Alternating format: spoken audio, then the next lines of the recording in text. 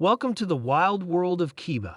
He's not just any wolf. He's one of the last wolves roaming a war-torn land, and he's got a single dream: to find paradise.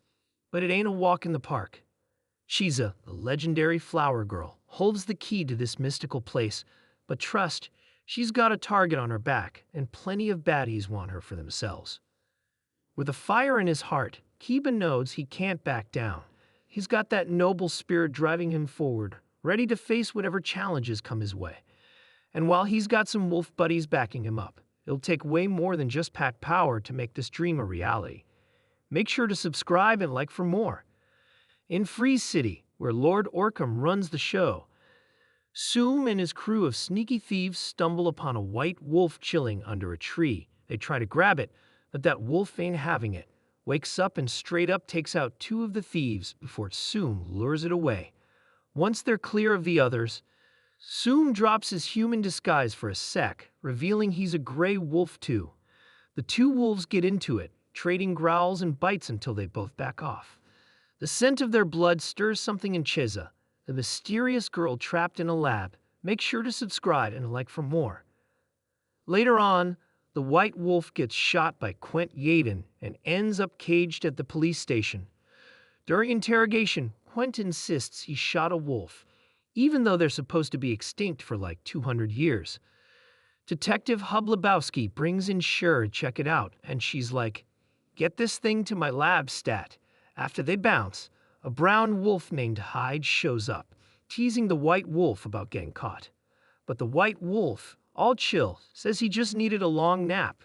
Once they break out, with the white wolf now rocking a human form, Hyde asks where he's headed. The white wolf gives him a look and says, "Paradise," before finally dropping his name, Kiba.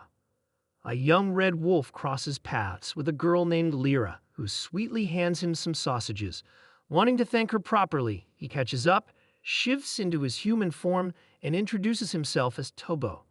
After they part ways, Tobo runs into Soom, but the reunion is cut short when Quent and his dog Blue show up.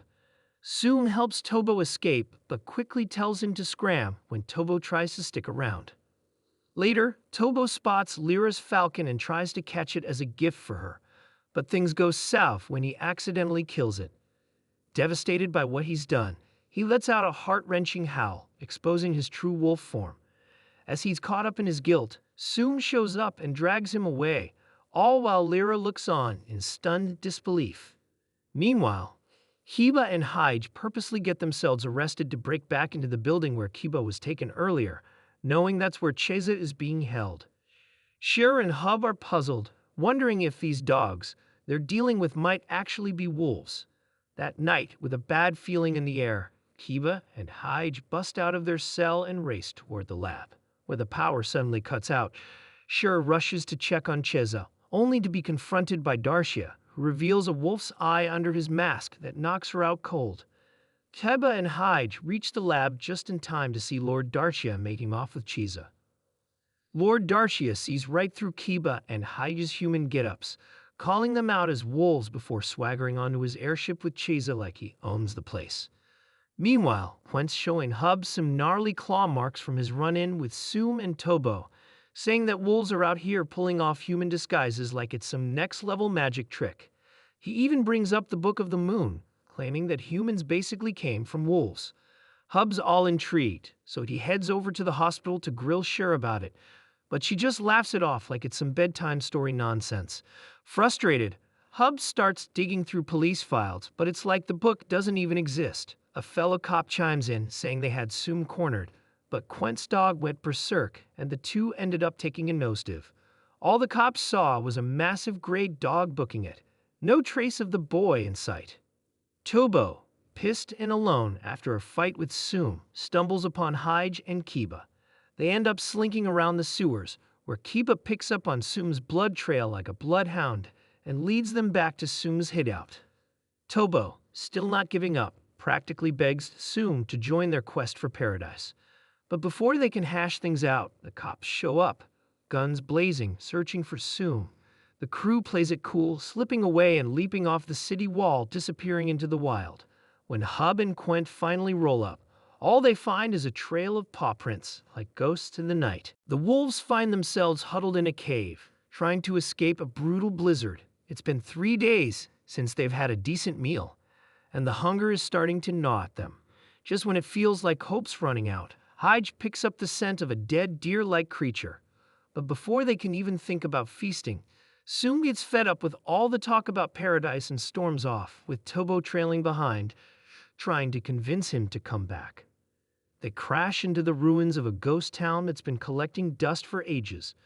Tobo, still on the hunt for Soom, accidentally triggers a rusty old sentry mech that's more trouble than it's worth. The damn thing locks onto Tobo like it's got a vendetta, and just as Soom spots the chaos, he dashes in to save the day, but catches a bullet in the leg for his heroics. They make a run for it, but the mech's not done playing. It blasts the ground right under them, and they go tumbling down into a deep, dark valley like a couple of fools. Meanwhile, Heba and Hyde figure out that they're in the middle of an old military base and start searching for their missing packmates. The mech catches up with Soom and Tobo again, and Tobo, desperate to save Soom, tries to play decoy, but the mech's got other plans. It corners Soom, ready to finish the job. Just as it's about to fire, Kiba charges in, taking the heat and jamming a massive slab of rock into the mech. Even with a chunk of rock lodged in it, the damn thing keeps firing, forcing Kiba to scale a nearly vertical snow-covered valley. The mech's wild shots trigger a massive avalanche, burying it in snow and finally putting it out of commission. Back in the city, Cher's on her own grind. She tosses a key to Hup and casually asks him to water her plants while she's away, claiming she's taking a breather from work and wondering what the heck it's all been for. Just when she's about to dip, she plants a smooch on Hub's lips, leaving him all dizzy and confused. Before he can even process it, she hops into a sleek black car with a couple of shady-looking dudes. When Hub finally gets to her house, he's puzzled. There aren't any plants to water. Curious, he spots a scarf sticking out of her desk drawer. When he pulls it out, he finds it wrapped around a copy of the Book of the Moon. The wolves finally make it to the edge of the ocean, where they stumble upon a long, eerie bridge that carries the faint scent of lunar flowers. At the other end, they'd find a crumbling island city, a ghost of what it once was. There, they run into a pack of older wolves led by Zali, a massive dark gray beast, and his mate Cole. When the 4 wolves mention they're headed for paradise, Zali's crew erupts in laughter, straight up roasting their dreams. They're like paradise, more like hell in a fancy costume. Soom's ready to bounce faster than a hare, but Kiba's not having it. He's all about that positive vibe, saying, "Simon, if all these wolves ended up here, there's got to be some good stuff waiting for us." While exploring a graveyard, they encounter an ancient wolf digging his own grave. He tells them the island used to be covered in lunar flowers until they were ripped up and taken away. He shows them the tunnel where wolves once tried to reach paradise, a tunnel now boarded up and reeking of death and despair. Zali orders Kiba and his crew to get lost by morning. That night, tensions flare as Kiba and Soom go at it, arguing about whether paradise is real or just a fool's dream. They part ways, with Tobo sticking to Soom's side and Hyde staying back to munch on some food Cole brought. As Kiba roams the city, he runs into Moss, some of Zali's pack, who beat the hell out of him after he insults them, calling them dogs. The next day, Hyde tracks down Soom and Tobo at the train station. They look down to the lower level and are met with a gut-wrenching sight. Zali's wolves, harnessed like common dogs, are being used by humans to haul heavy cargo. The old wolf they met earlier dies right there in his harness, beaten down by a life that had nothing left to give. Looks like Kiba's about to find out that calling someone a dog can really come back to bite you. I mean, who knew dog days would turn into "you're about to get canceled for animal cruelty"? Kiba arrives and is absolutely fuming at what he sees. Enraged, he charges up the gangway, ready to tear everything apart, but Zali stops him cold. In a somber ritual, Zali's pack buries the old wolf in the grave he had dug for himself. The weight of it all hangs heavy in the air, leaving Kiba and his crew wondering if paradise is even worth the chase. Tobo's patching up Kiba's wounds while Soom sends Hyge off to hunt for food, since he's the only one who's eaten. Meanwhile, Zali's lost in his own messed up memories. He once led a crew of wolves through a tunnel to find paradise, only for most of them to drop dead from toxic gas. Cole tries to convince him to give it another shot now that the machines are dead and the gas is gone, but Zali's not having it. He's done with that nightmare. Soom's curious and asks Kiba where his other scars came from, but instead of spilling the beans, Kiba starts talking about the lunar flowers he saw as a cub. They'd all got torched in a fire that wiped out his entire pack, leaving him the only one standing, and he's been wondering why he was the one to survive ever since. Guess Kiba figured a trip down memory lane was way more fun than explaining why he's basically a walking quilt of bad decisions. Shit hits the fan when Hyge gets caught in a trap meant for stray dogs. Moss knocks him out to make the humans think he's just another mutt. Tobo spots it and rushes back to tell Soom and Kiba. The trio heads straight to Zali, demanding answers. Zali's pissed. Before they can do much, Moss and his goons turn on him. Zali refuses to let Kiba, and the others jump in, taking the beating like a boss. Once they're done, Zali helps the crew rescue Hyge and leads them to the tunnel. But he's not coming along. Zali's convinced that some wolves are destined for paradise, and some are screwed from the start. He's made his peace with being the latter. Back in the city, Hub's digging into the Book of the Moon at Cher's place, trying to make sense of all the crazy. Quent's packing up to ditch the city, figuring the wolves are long gone. Hub tracks Quent down at the bar before he bails, waving the book in his face, but Quent's only dropping half-assed answers before walking out. As Lord Darsha's hauling Chiza back to the mountain stronghold where she was born, things go south fast. Lord Orcham's soldiers, with Cher and Tao, roll up, guns blazing, trying to snatch Chiza back. Kiba's chilling in the woods, but when the chaos kicks off, he feels Chiza's presence deep in his bones. Chiza feels it too, and in a badass move, she leaps right out of the airship, floating down like some mystical queen to a pond at the mountain's peak.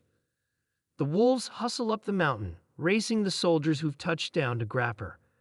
Even though Chiza's blind as a bat, she somehow knows when the wolves roll up. She wraps Kiba in a hug, whispering, "We meet at last." The moment she connects with Kiba, Cher's instruments go haywire, but she manages to pinpoint Chiza in the stronghold's garden.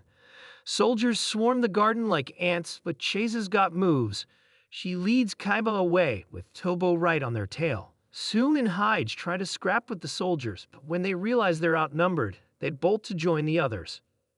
After busting through another wave of soldiers, the crew sprints past Cher and the commander, with Chiza grinning like a kid on Christmas. The soldiers chase them hard, but Chiza pulls a fast one, opening a secret door in the roots of a plant. The wolves slip through just in time, leaving the soldiers to hit a dead end, scratching their heads. The wolves and Chiza trek back down from the mountain, but Soom and Kiba can't resist bickering again. In a sweet move, Chiza starts singing, lulling them all into a peaceful slumber. The next morning, Tobo and Hyge hit the town for some grub, unaware they're being trailed by a mysterious old woman. They score some boots for Chiza and reunite with the gang, but the old woman pops up again, tossing her shades aside to reveal her glowing red eyes, just like Chiza's. She spills the tea, saying she's a Hanabito, an imperfect flower maiden. She broke free from Darsha's castle after witnessing her fellow Hanabito wither and die, feeling their deaths like a punch to the gut. She warns Chiza that sticking with the wolves will spell disaster, but Chiza's all about that paradise life, even if the wolves hadn't clued her in yet. Meanwhile, Cher's using her radar to pinpoint the tree, but the wolves are on her like white on rice. Kiba drops his disguise for a hot second, showing Cher that her hunch about them being wolves was spot on. They make a break for it into the city, and Chiza confirms that the wolves want her to stick around. Later, they head back to the tree so Chiza can try to extend the Hanabito's life. But the Hanabito stops her, saying she's content to have finally met a true flower maiden. Chiza's heart shatters as she watches the Hanabito pass away, tears streaming down her face. Just as the episode wraps up, Quint and Blue arrive at the aerial city, ready to shake things up. Cher and Quint are drowning their sorrows, side by side at a dimly lit bar, swapping wild stories and downing shots like there's no tomorrow. Quint, feeling adventurous, asks the barkeep about the old castle looming ominously on the hill. Cher leans in, whispering about the wolves prowling around, their eyes glinting like knives in the dark. Outside, the wolves glide past like shadows, and Chiza can't help but strut up to Blue, claiming like they're long-lost sisters, "You've got wolf fives, too." Meanwhile, the wolves ditch Tobo and Chiza in a beat-up old bus at a junkyard, telling them to keep it down while they hunt for a way out of the crazy city. But chaos erupts when a grumpy soldier, still nursing his wounds from the last showdown, starts throwing punches at a small boy, convinced he's a wolf in disguise. Blue hears the ruckus and comes charging in like a fury, ready to kick some ass. But Quint, completely misreading the scene, thinks Blue is the villain and fires a warning shot over her head, hollering at her to back off. The irony. As Quint patches up the boy's wounds at his home, that same soldier spots Blue tied up outside and loses his mind, starting to beat her with his gun like she's a punching bag. Blue, though bruised, rises like a phoenix, ready to throw down, but the soldier freaks out and fires at her like a madman. Quint bursts outside, only to find the soldier sprawled out on the ground, dead as a doornail, with Blue's collar shattered nearby and a blood stain marking her escape route. Meanwhile, Cher is in a whole different world at the Darcia family cemetery, where she runs into Darcia himself. With a sly smile, he casts a spell that puts her to sleep faster than you can say night-night. Back in the wild, the wolves make a break for the notorious Forest of Death, a place so cursed that machines go kaput, and humans get lost like they're stuck in a maze designed by a sadistic god. Quint spots Tobo darting through the city and takes off like a bat out of hell, but out of nowhere, Blue, battered but fierce, crashes in front of him and collapses. She's clutching his coat like it's a lifeline, begging him not to leave. Quint shakes off the guilt, determined to find the wolves, and finally tracks them down at the city's edge.